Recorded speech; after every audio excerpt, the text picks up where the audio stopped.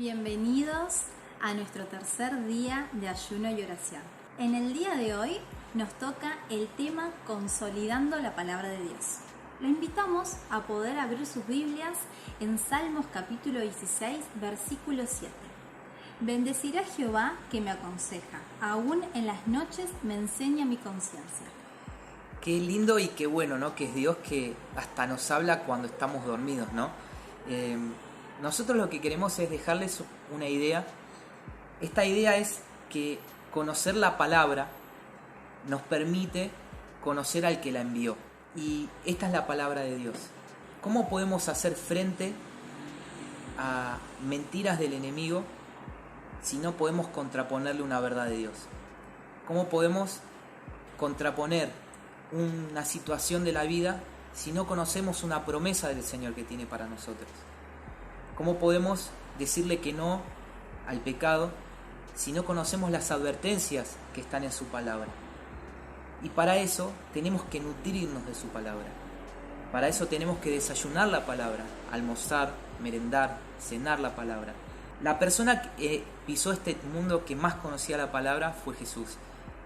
De hecho, cuando él estuvo de ayuno en el desierto, vino el enemigo, vino Satanás y lo quiso tentar usando su palabra, usando la palabra de Dios, pero sacándola de contexto y usándola como un pretexto. Pero Jesús, como él conocía la palabra de Dios y como él la estudiaba, él podía contraponer esas mentiras con verdades de Dios, con verdades de la palabra de Dios. Y fíjense que es muy lindo y es muy curioso que por cada mentira que el enemigo usaba mencionando la palabra, Jesús respondía con otro versículo. Es esto de que lámpara es a mis pies tu palabra y lumbrera mi camino. La palabra de Dios nos guía. Esto es un manual de cómo podemos, debemos y tenemos que vivir.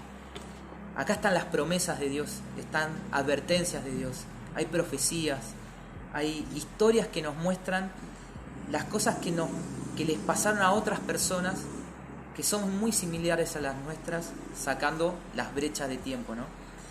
Y algo que nos gusta mucho, en particular del libro de Isaías a nosotros, es que cuando en los evangelios menciona que Jesús está en la sinagoga leyendo,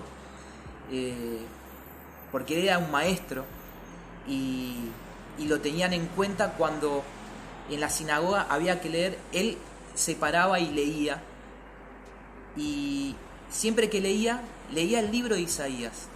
Entonces nosotros pensamos que cuando tenemos en nuestras manos el libro de Isaías, que está dentro de la palabra de Dios, no estamos teniendo ni más ni menos que lo mismo que sostuvo y leyó nuestro Señor y Salvador hace más de 2000 años.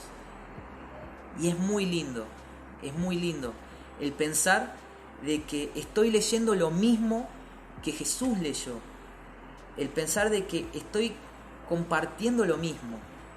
Y qué bueno que es esto. Y mismo en el libro de Isaías, en el capítulo 55, dice esto, ¿no? De que así será mi palabra que sale de mi boca, no volverá a mí vacía, sino que será prosperada para lo que la envié.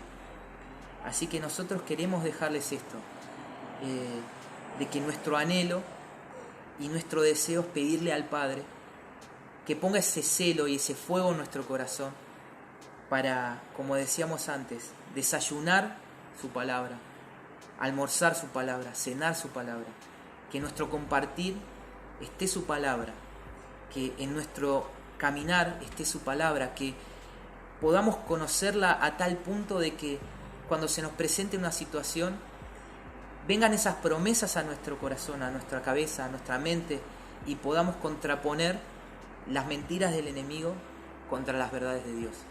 Y las verdades de Dios siempre ganan.